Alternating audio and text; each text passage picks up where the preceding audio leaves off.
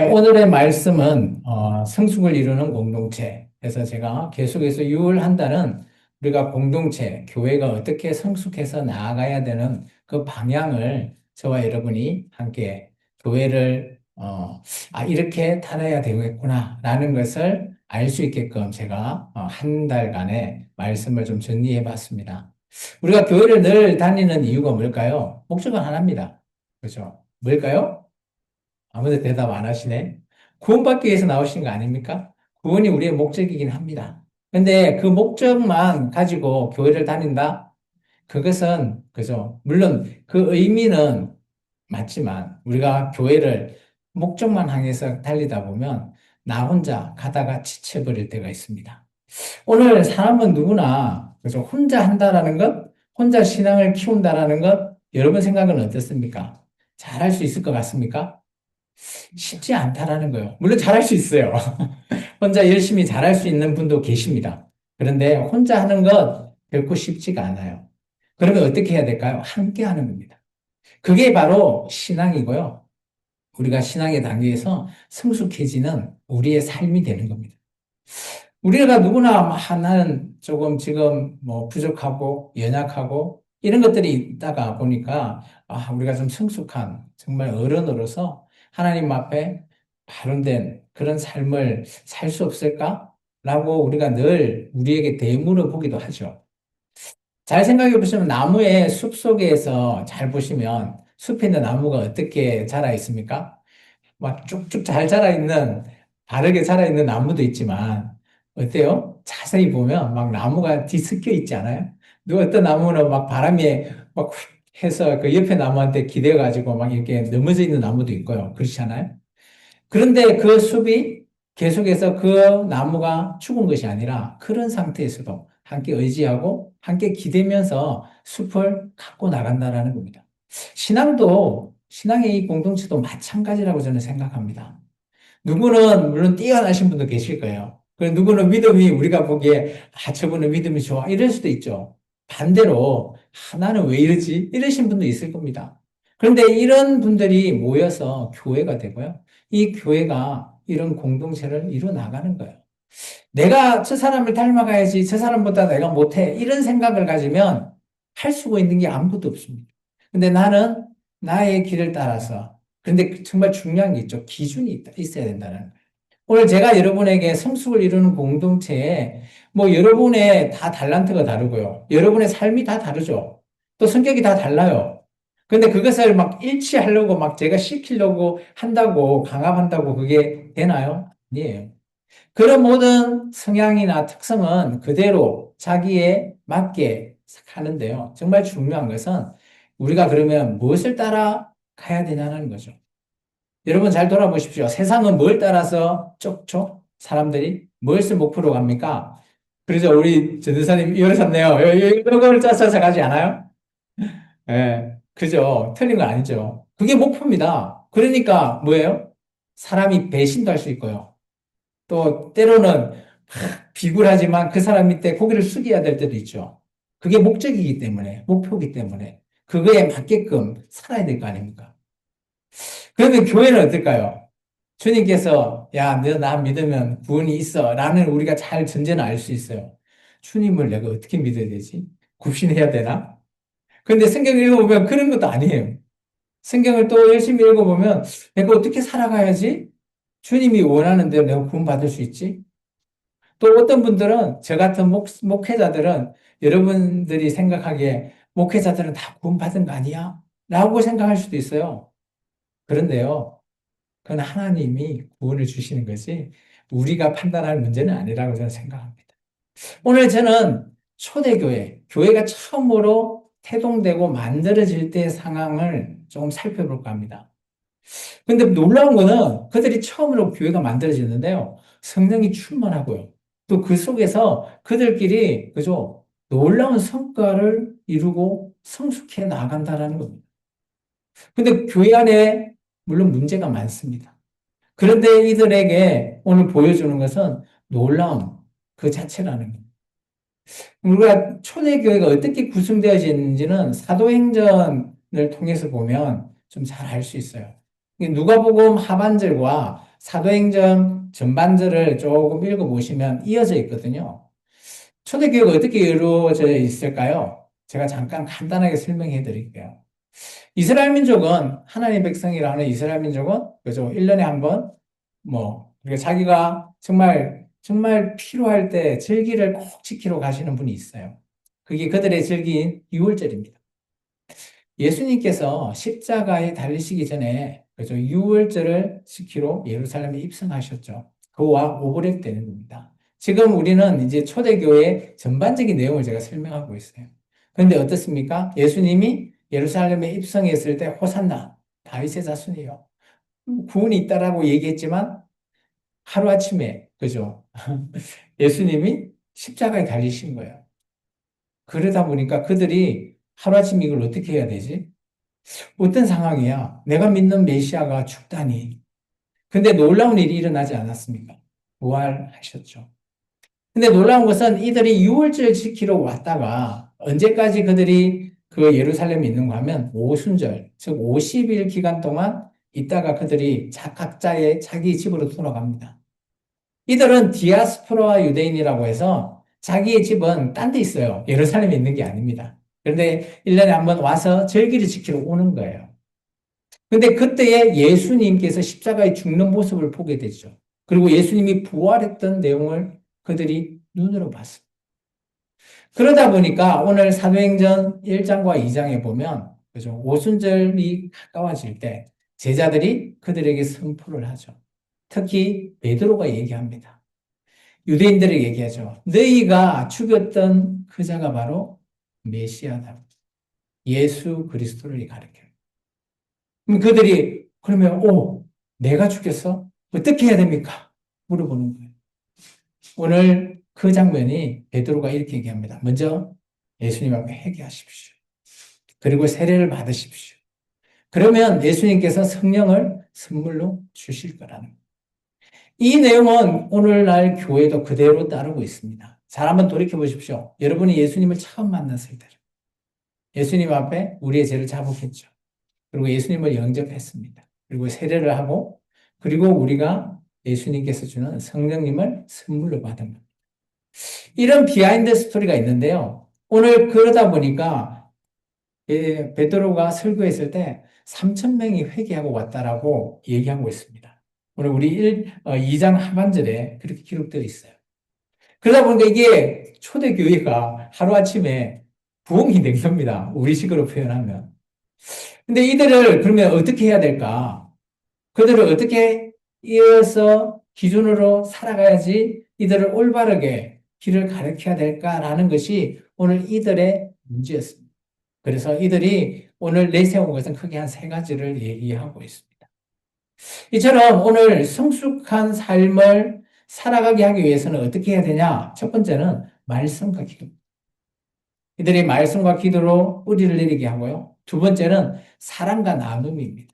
그거로 그들이 하나가 되게 됩니다. 그리고 마지막 세 번째는 매일매일 삶 속에 하나님께 찬양과 그리고 우리의 삶이 증거가 되는 본이 되는 삶을 살아내는 것 이것이 바로 성숙을 이루어 나가는 공동체가 말하고 있는 삶이라는 것. 어때요? 여러분 이 세 가지를 여러분이 지금 지키고 있지 않습니까? 저는 우리 생명나무 교회 성도님들 다 지키고 있다라고 저는 생각하고 있어요. 그런데 왜 오늘 이 말씀을 가져왔나? 오늘 조금 더 자세하게 내가 좀 부족한 것이 무엇인지를 한번 살펴보자라는 것이죠.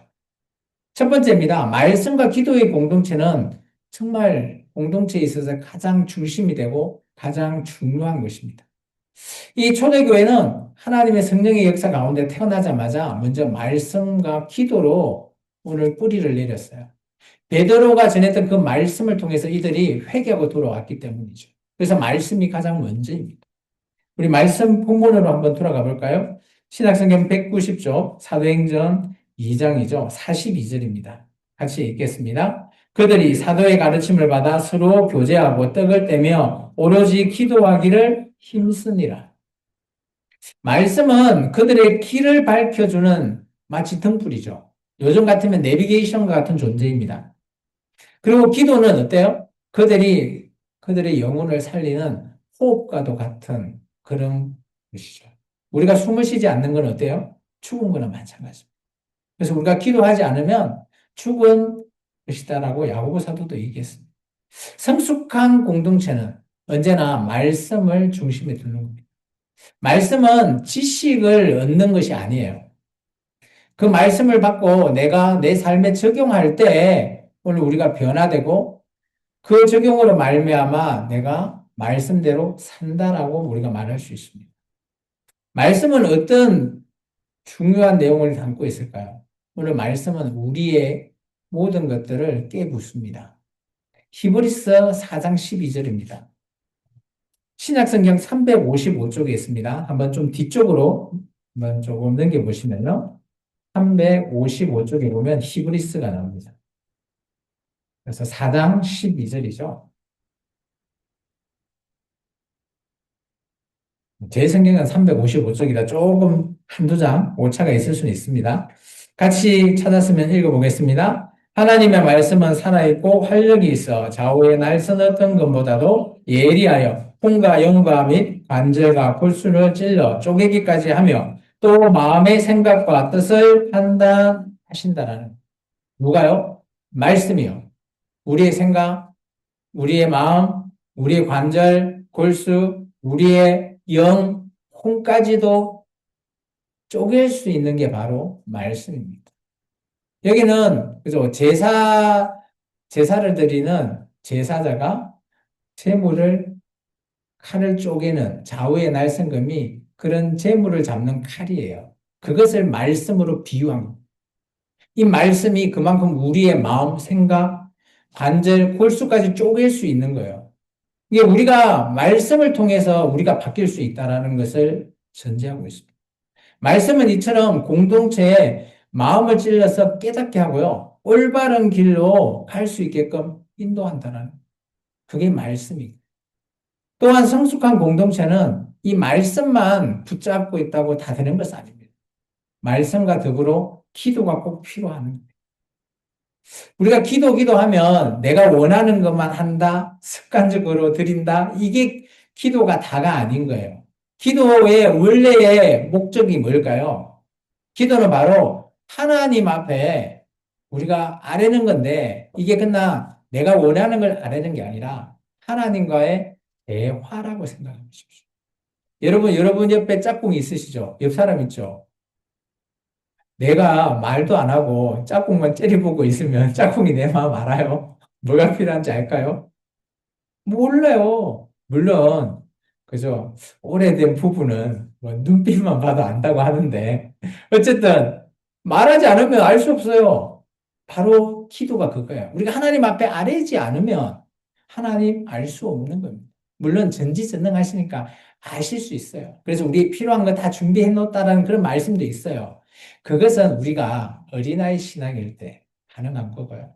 우리가 좀 더 성숙된 우리는 어때요? 하나님 앞에 나의 필요도 물론 아릴 수 있지만 오늘 우리의 공동체 또 이 나라 이런 기도를 통해서 하나님 앞에 아뢰는 기도 이것을 말하고 있는 겁니다. 빌립보서 4장 6절이 바로 그런 기도입니다. 우리 한번 찾아볼까요? 조금 우리 히브리서 갔으니까 조금 앞으로 넘기시면 321쪽이 있습니다. 321쪽 빌립보서 4장 6절입니다. 찾았습니까? 찾았으면 같이 한번 읽겠습니다. 아무것도 염려하지 말고 다만 모든 일에 기도와 간구로 너희 구할 것을 감사함으로 하나님께 아뢰라 라는 표현을 쓰고 있죠. 조금 더 위에 올라가시면 4절에 전제 조건이 있어요. 기도를 할 때 전제 조건이라 저는 봅니다. 같이 한번 읽어볼까요? 주 안에서 항상 기뻐하라. 내가 다시 말하노니 기뻐하라. 우리의 기도가 어떻게 해야 된다고요?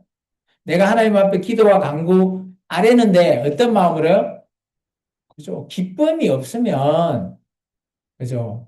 안 된다라는 것을 얘기하고 있습니다. 이처럼 초대교회는 기도를 통해서 두려움을 이기고요. 기도를 통해서 하나님의 능력을 경험했습니다. 어느 작은 교회가 있었습니다. 그 교회는 재정도 부족하고요. 성도의 수도 많지 않았어요. 마치 우리 교회와 비슷해 보입니다. 그러나 그들은 매일 새벽마다 모여서 말씀을 읽고 기도를 함께 했다고 합니다. 물론 뭐 성도의 수가 중요하진 않다라고 하지만 어쨌든 근데 놀랍게도 그 교회는 지역 사회에서 가장 따뜻한 공동체로 인정을 받았대요. 어떤 일을 했어서 그럴까요? 그들은 가난한 이웃을 돌볼까요? 외로운 사람을 품어주면서 그들의 삶 자체가 복음의 증거가 되었기 때문에 그렇다고 합니다. 사람들은 그 교회를 보면 이렇게 말했대요.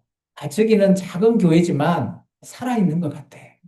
하나님이 살아서 역사하는 교회 같아. 그런 말씀과 기도로 그들을 성숙하게 만들었다는 겁니다. 말씀이 없는 공동체는 방향을 잃어버리는 겁니다. 여러분, 내비게이션을 치잖아요. 어느 목적지 가면. 근데 그 내비게이션이 제대로 반응하지 않을 때 있죠. 그럴 때 어떻습니까? 운전하면서? 순간 당황스럽죠. 마찬가지예요. 말씀을 잃어버리면 우리가, 우리의 삶이 당황스러울 수 있습니다. 또한 기도가 없는 공동체는 힘을 잃습니다. 기도가 우리가 말씀대로 살아가는 힘을 주기 때문이죠. 말씀과 기도가 함께 할 때 공동체가 흔들리지 않고요. 뿌리를 내릴 수 있고 세상 속에서 빛을 발휘할 수 있습니다. 이것은 혼자 되는 것이 아니에요.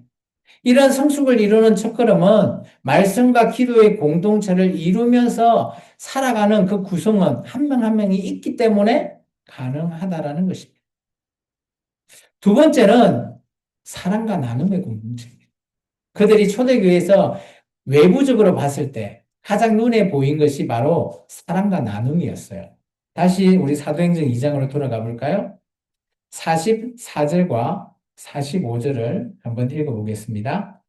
믿는 사람이 다 함께 있어 모든 물건을 서로 통용하고 또 재산과 소유를 팔아 각 사람의 필요를 따라 나누어 줬다고 합니다. 여기는 전제 조건이 있습니다. 아까 제가 얘기했죠. 3천 명이나 되는 그 많은 숫자가 회개하고 하나님 주님 앞에 들어왔을 때 초대교회의 사람들은 예루살렘에 사는 사람이 아니었어요. 그러다 보니까 3천 명을 그죠? 그래도 이렇게 예배를 드리고 나면 우리가 점심시간에 밥을 먹어야 되잖아요. 근데 그 밥을 먹어야 되는데 그죠? 경비가 없네요. 그리고 이들이 오순절이라는 기간 동안만 딱 생각하고 여비를 가지고 예루살렘에 갔단 말이에요. 그러면 그때 회개하고 이제 더 눌러 앉아 있는 거예요. 50일 돼서 집으로 돌아가야 되는데 돌아가지 않으면 어때요? 경비가 없는 거죠. 그렇게 처해 있는 상황일 때 오늘 함께 했던 예루살렘에서 머물러 있었던 사람들이 이 사람들을 위해서 자기들의 필요한 것을 내어줬다라는 겁니다. 오해는 하지 않았으면 좋겠어요. 이들의 나눔이라는 것, 이 사랑이라는 것이 그죠? 실제적으로 보면 뭐 우리가 사랑하면 감정, 애틋한 그런 감정을 떠올리는데 물론 그것도 사랑이긴 하죠. 근데 이들에게 진정한 사랑은 뭘까요? 실제적으로 보이는 행동이었어요. 뭐요? 지금 굶고 있어. 배고파서. 자, 지금 배가 좀 고픈데. 배고파서 굶고 있는 사람한테 뭐 줘야 돼요? 아이고, 기도해주면서, 그래, 조금만 참아봐. 이렇게 하는 게 맞아요? 빵을 줘야 될 거 아니에요? 밥을 줘야 될 거 아니에요? 그죠? 못해도 뭐 없는 수라도 하나 줘야지. 배가 좀 차야지. 그래도 좀 살 것 같죠. 이렇게 실제적으로 행동하는 게 사랑이라는 거예요. 나눔 또한 마찬가지죠. 이렇게 나누다 보니 이 공동체가 참 알게 모르게 보이지 않는, 그죠? 단단한, 그죠? 끈으로 탁 묶여져 있는 그런 공동체가 되었다라는 겁니다. 성숙한 공동체는 사랑을 말로만 내가 사랑합니다. 이런 말로만 하는 그런 공동체가 아니라는 거예요. 사랑은 물론 우리가 말로 할 수 있죠. 당연히 말로 시작해야 됩니다. 말로도 안 하고 옆에 있는 짝꿍한테 알지? 이거 100번 해봤자 좋은 소리 못 들어요. 사랑해 한마디가 중요합니다. 예. 그 말로 시작하는 게 중요해요. 그리고 그거를 끝은 아니라는 거죠. 손과 발을 통해서 행동해야 된다라는 겁니다. 사도 요한은 요한 1서를 통해서 이렇게 말하고 있습니다. 우리 말씀 한번 볼까요? 요한 1서 말씀입니다. 제 성경에는 390쪽이네요. 조금 뒤쪽으로 가셔야 될 것 같습니다. 390쪽 가면 요한일서 3장 18절이 나옵니다.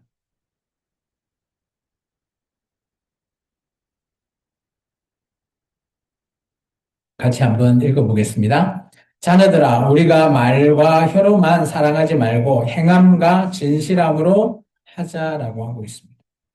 오늘 이 요한 공동체는 잘 생각해 보시면 1차 박해를 견디고 이제 2차 박해가 올 점이었습니다. 그 2차 박해가 시작될 점에 이 공동체가 힘들어하는 그런 상황에 있어요. 왜냐하면 교회를 박해하기 때문이죠. 오늘 우리는 누가 교회를 박해합니까? 안 하잖아요. 물론 뭐 말로는 하죠. 뭐 그죠? 멍멍 도쿄 뭐 이렇게 하는데 실제적인 박해가 일어나면 교회는 힘듭니다. 그런 상황에 처해 있을 때 오늘 이 말을 할 때도 뭐라고요? 형제들아. 뭐예요? 우리가 말과 혀로만 하지 말고 행함과 진실함으로 사랑을 하자는 거예요. 그럼 이 사랑이 뭐예요? 배고프고 어려운 상황에 처해 있고 이런 사람을 실제적으로 도와라는 겁니다. 이것이 바로 살아있는 공동체라는 거죠. 물론 뭐 지금 우리는 풍족하니까 굳이 뭐 이렇게까지 안 해도 상관이 없지만 근데 이런 위기에 처해 있는 사람이 있을 때 우리는 나서야 된다는 거죠. 아낌없이 아니면 자원해서 내어줘라는 겁니다. 나눔이라는 것이 우리가 뭐 단순히 물질이 내가 있어서 나눠준다 이런 의미가 아니에요. 그것도 우리가 나눔이라고 하죠. 우리가 당근 이런데 내가 필요 없으니까 남한테 주면서 내 필요한 거 얻는 거 이걸 나눔이라고 하는데 교회가 말하는 나눔은 그것보다 한 단계 더 깊게 들어갑니다. 좀 더 뭐 그것을 생각해 보면 이런 겁니다. 이 나눔이라는 것을 바울은 로마서 12장을 통해서 이렇게 얘기하고 있어요. 로마서 12장 13절입니다. 성경 256쪽이에요. 사도행전 다음에 보시면 로마서가 나옵니다. 로마서 12장 우리 13절입니다. 성경을 계속 찾는 이유는요, 여러분이 성경을 찾는데 좀 익숙하시고 성경을 조금씩 읽으시라는 측면에서 제가 찾게 합니다. 옛날에는 제가 화면에 다 띄웠는데, 나 읽고 지나가니까 이 성경을 이게 그래도 한 구절이라도 찾아봐야 된다라는 생각이 좀 들어서 제가 좀 바꿨습니다. 로마서 12장 13절입니다. 신약성경 256쪽에 있죠. 같이 한번 읽어볼까요? 13절 시작. 성도들의 쓸 것을 공급하며 손대접하기를 힘쓰라. 이 손대접이 뭡니까? 누가 손님이 오면 대접해 주는 거 있죠? 그겁니다. 손대접하는 거. 그것을 이제 말하는데요. 근데 이 상황이 있어요. 평상시 우리가 뭐 가지고 있으면 풍족하면 당연히 누가 손님이 오면 뭐 차라도 한 잔 주잖아요. 교회에 와도. 그런데 이 상황이 어떤 상황이라고요? 오늘 우리 12절 있죠. 12절. 그 위에 12절 다시 한번 읽어봅니다. 소망 중에 즐거워하며 환난 중에 참으며 기도에 항상 힘쓰며 성도들이 이렇게 해요. 어떨 때요? 환난 중에. 어려울 때. 그때 기도하면서 성도들이 왔을 때 손대접해래요. 필요한 것 나누라는 겁니다. 나눔이 이런 거예요. 내가 어려울 때도 나눌 수 있는 것, 그게 나눔이에요. 진정한 나눔. 내가 원하는 걸 필요 없는 것 주고 내가 원하는 걸 바꾸는 게 나눔이 아니고요. 그래서 세상 속에서 나눔과 교회 공동체가 나누는 나눔은 조금 다릅니다. 어느 날 갑자기 화재가 발생해서 교회 성도의 가정이 그냥 폭삭 불이 다 타버렸습니다. 근데 그 소식을 들은 그 교회가 즉시 다 모였다고 합니다. 그래서 누군가는 옷도 가져오고요. 누군가는 음식도 준비하고 또 잘 데 없으니까 어떤 성도는 그 가정을 초대해서 또 채워도 좋다고 합니다. 여기서 말하는 나눔은 뭐 세상에 말하는 뭐 자원 그런 구호의 활동 이런 것을 뛰어넘죠. 가족이라고 생각하는 그런 사랑의 실천이었습니다. 그래서 그 성도가 참 이렇게 고백했대죠. 우리 집은 비록 불탔지만, 교회 안에서 내가 다시 더 큰 가족을 얻었다. 저도 그렇게 생각합니다. 여러분에게 저와 우리 사모가 늘 오시면 우리는 가족 같은 분위기, 가족을 많이 내세우죠. 이 가족이 뭐예요? 물론 평상시에는 싸울 수도 있어요. 근데 어려울 때 도와주고요. 힘들 때 같이 찾아가 주는 게 가족입니다. 오늘 이 성도가 했던 고백처럼 혈연적인 가족이 아니라 정말 교회라고 하는 혈연 지연이 전혀 없지만 오직 예수 그리스도 안에서 하나의 가족을 내가 찾았다, 얻었다라고 표현합니다. 이게 바로 성숙한 공동체의 힘이라는 겁니다. 사랑과 나눔은 공동체를 성숙하게 만들 수 있는 정말 아름다운 열매라고 저는 생각합니다. 나눔은 가진 자만 벌리는 게 아니라고요. 제가 부족하지만 없지만 나누는 게 진정한 나눔이라는 겁니다. 성숙한 공동체는 서로 짐을 함께 지고 그 짐 속에서 하나님의 은혜를 함께 경험해 나가는 거예요. 오늘 사랑과 나눔 이것을 할 때 세상에서 보는 교회의 시각이 달라질 줄 믿습니다. 세상 사람들 지금 뭐라고 할까 교회를? 지들은 지들밖에 몰라. 지들밖에 구원이 없다 그래. 그 속에는 물론 구원의 길은 예수님을 통한 그 길이다. 이 진리의 길도 있지만요. 그들이 있게 말하는 그 내용을 들어보면 그 우리가 말하는 구원의 원리를 얘기하는 게 아니라요. 그 사람 사는 거 보니까 지밖에 모르네. 이런 의미에서 했다라고 저는 생각해요. 그렇다면 예수님을 믿는 우리는 어떻게 살아야 돼요?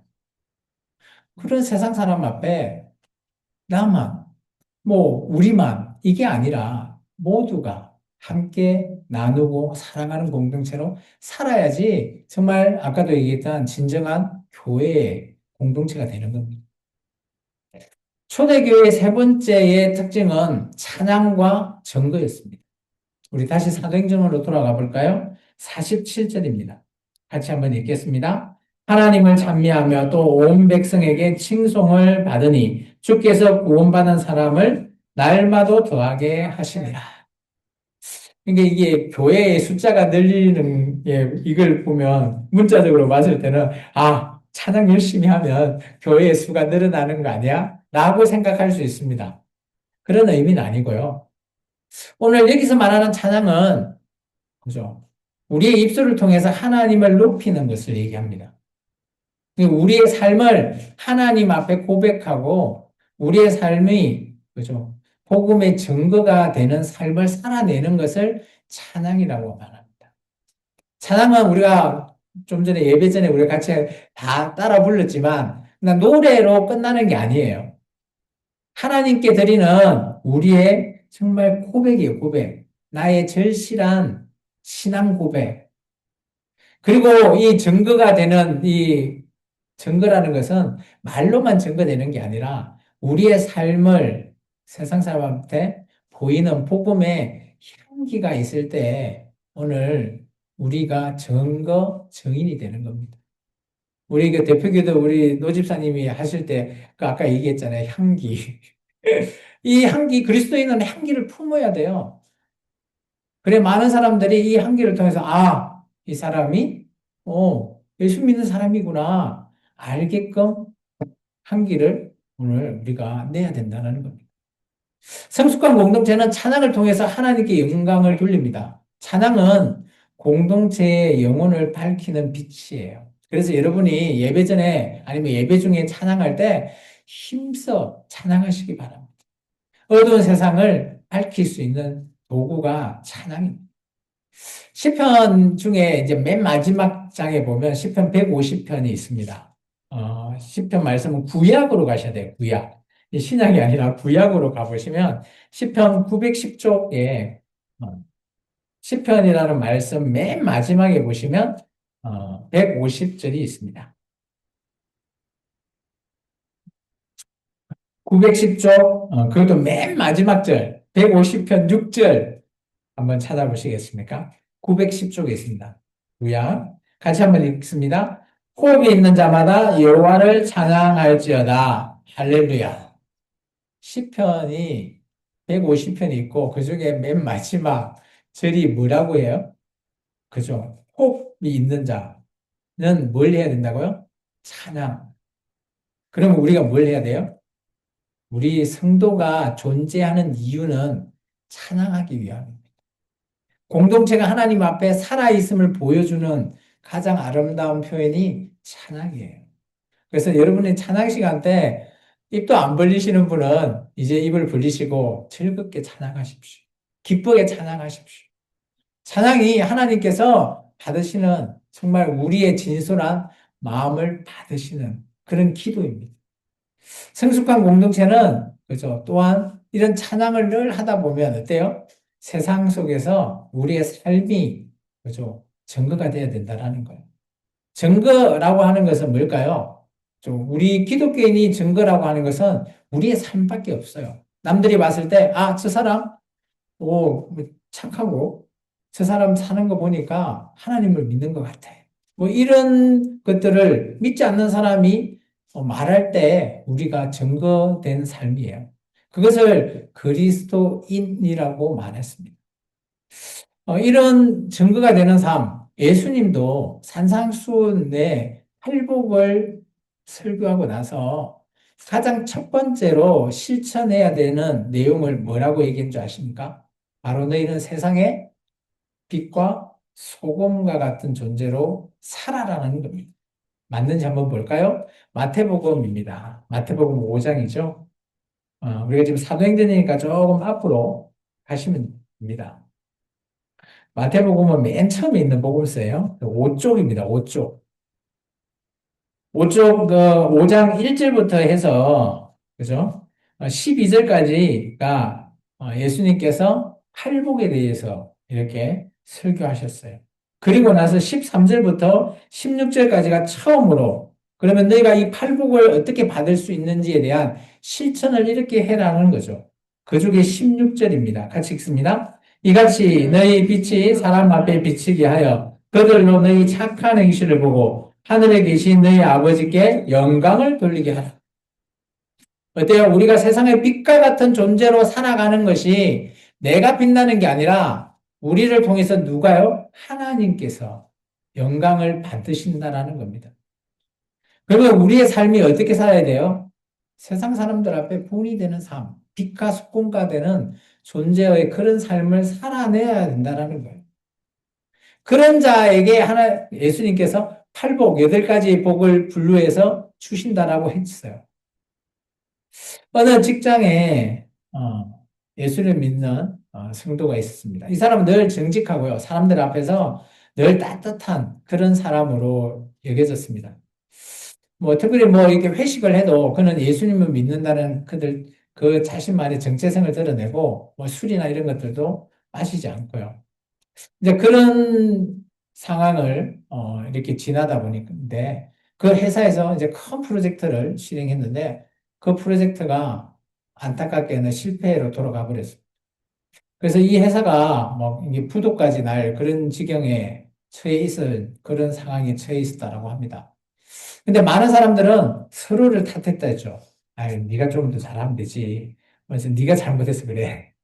이것은 네가 못했어. 뭐 이러면서 서로를 탓했대요. 근데 이 성도는 그렇게 하지 않았다고 합니다. 묵묵하게 어떻게 이것을 수습해 나가야 될지를 생각하고 하나, 둘씩 일을 해 나갔습니다. 그리고 주변 사람들을 격려하면서 다시 할 수 있게끔 지금 회사가 위태롭긴 하지만 그래도 한 번 더 일어설 수 있지 않을까라고 얘기하면서 또 다른 프로젝트를 위해서 열심히 힘들지만 어렵지만 그것을 준비했다고 합니다. 근데 놀랍게도 그 다음 프로젝트를 성공을 했어요. 근데 그 프로젝트가 이전 프로젝트보다 훨씬 크고 훨씬 돈도 많은 그런 프로젝트라고 합니다. 근데 그것을 수주할 수 없을 그런 상황인데 이 회사가 수주를 한 거죠. 그때 옆에 있는 동료들이 한결같이 그 성도에게, 아니, 그들은 직장 동료죠. 얘기했습니다. 야, 당신을 보니까 정말 당신이 믿는 하나님은 살아계시는 것 같아. 그런 고백을 했다고 합니다. 그때 이 성도는 깨달았습니다. 뭘요? 아, 내가 늘 매일 힘들고 어렵지만 하나님께 찬양하고 또 하나님 앞에 정말 올바른 주님께서 주신 그 말씀대로 살아간 이 길이 헛되지 않았구나. 라는 것을 깨달았다. 이처럼 이 성도가 보여줬던 이 찬양은 입술로만 드린 게 아니라 자기의 삶 전체를 하나님 앞에 노래로 찬양으로 올려드렸다라는 것이죠. 성숙한 공동체는 이처럼 사랑으로, 그렇죠? 하나님 앞에 찬양하고 하나님께 영광을 돌리면서 세상에서 우리를 통해서 하나님을 보게끔 하는 삶, 그 공동체가 바로 성숙을 이루는 공동체라는 겁니다. 찬양은 공동체의 심장을 뛰게 합니다. 우리 찬양할 때 기쁘지 않아요? 아까 열심히 잘 하시더군요. 이처럼 우리가 그런 찬양 속에서 그냥 뭐 단순히 노래로 끝내버리면 아무 의미가 없어요. 세상의 노래도 우리의 마음을 울리는 노래 얼마나 많아요. 근데 찬양과 차이가 뭘까요? 우리는 찬양을 통해서 하나님께 영광을 돌리는 겁니다. 그게 세상의 노래와 완전히 다른 거예요. 그래서 여러분 매일매일 찬양하십니까? 감사합니다. 안 하신 분고 좀 웃고 계시는 분은 이제 오늘부터라도 입에서 응얼응얼 하면서 찬양을 한번 해보십시오. 내가 노래를 잘 부르고 못 부르는 소리가 아니고요. 찬양이 내 입에서 응얼응얼 할 때 우리의 삶이 바뀐대도요. 오늘 이 성도처럼. 이처럼 찬양은 우리 또한, 그죠? 주님 앞에 영광을 돌릴 수 있는 계기가 되고요. 또 세상 사람들도 우리를 통해서 하나님을 알 수 있게끔 보여주는 길이 된다라는 겁니다. 이런 우리 한 명 한 명 성도들이 모일 때 우리 공동체가 성숙해지가 않다라는 겁니다. 이제 시간이 많이 갔으므로 정리를 좀 해볼까 합니다. 오늘 제가 말씀드렸던 성숙을 이루는 공동체 크게 세 가지입니다. 첫 번째 뭐였죠? 말씀과 기도. 두 번째 사랑과 나눔. 세 번째 찬양과 증거였죠. 어떻습니까? 너무 어렵습니까? 어려운 거 하나도 없을 거예요. 그런데 실천을 하려고 하면 막 걸리는 것들이 있을 겁니다. 우리 삶 속에 이런 것들을 하나씩 실천해낼 때 우리의 공동체가 정말 어린아이 같은 공동체가 아니라 성숙해져 나가는 거예요. 교회에서 뭐 의견이 틀어지고 싸울 수도 있어요. 그렇지만 애들 같으면 싸우고 삐뚤어지고 뭐 흥하고 교회 안 나오면 돼. 이거는 어린애예요. 그러면 교회는 어떻게 해요? 싸울 수도 있지만 함께 기도해주고, 그죠? 또 오해가 있다면 바로 잡고 이러면서 교회가 다시 어우러지는 것, 그게 성숙을 이루는 공동체입니다. 우리가 성숙한 공동체가 되고 싶어라고 할 때는, 그죠? 오늘 우리 개인적으로 한 명 한 명이 이런 것들을 실천할 때 가능하다라는 거예요. 매일매일 내가 말씀을 붙들면서 하루를 열고 기도 속에서 이런 습관을 또 들이면서, 그죠? 또 주위에 봤을 때 어렵거나 힘들 때 나눠주기도 하고요. 그죠? 그리고 늘 내 마음속에서 찬양으로 흘러푸지는 이런 삶을 내가 하루하루 살아나갈 때 우리 교회가 성숙을 이루어 나가는 공동체가 된다라는 거죠. 특별한 뭐 전도 프로그램을 막 활동해서 전도를 해야 됩니다. 막 이렇게 한다고 교인 수가 늘어난 것도 아니고요. 우리 자체가 전도예요, 전도. 남한테 보여주는 본이 되면 전도가 당연히 될 수밖에 없습니다. 성숙은 공동체 전체를 오늘 온전히 하나로 만들어 줄 수 있습니다. 그런데 그 속에서 공동체가 먼저 결단해야 되죠. 함께 하겠다. 이 결단이 먼저 중요합니다. 오늘 초대교회는 물론 어려운 상황입니다. 그렇지만 이들이 모여서 함께 말씀을 듣고 기도하고 서로 간을 위해서 그죠? 찬양하며 하나님과 함께 해 나갈 때 이들 예루살렘 교회가 그래도 탄탄하게 기반을 다져 나갔습니다. 물론 중간중간에 위기도 있었죠.